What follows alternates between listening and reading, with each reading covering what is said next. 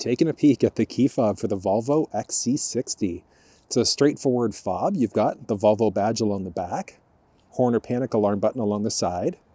Opposite side is the lock button, unlock button, and then the trunk release. So there's no way to remote start directly through the fob.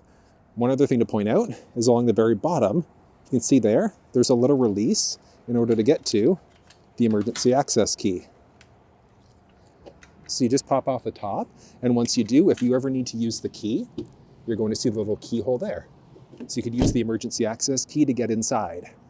You do have a few different options for the trunk. So you could do a button push and hold there.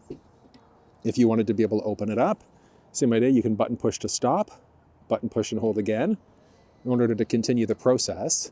Some versions of the XC60 also have a foot activated lift gate. So as long as you've got the key fob on you, all you're going to do is walk up to the back end and kick, and up it goes. And then you could lower it from there.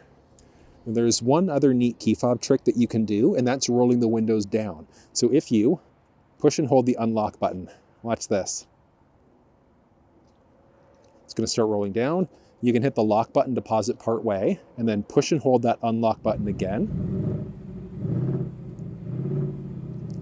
And there you go.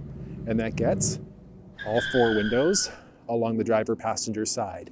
One downside though is that it is global window down, but you have to manually do them back up yourself. So not too tricky. So if grandma's had some prune juice, you'd at least have the flexibility of being able to air out the car if you need to. But that's utilizing the key fob inside of the Volvo XC60. If you want walkthroughs on the technology like the steering wheel buttons, the cluster, or the infotainment, you'll find those down in the description of this video.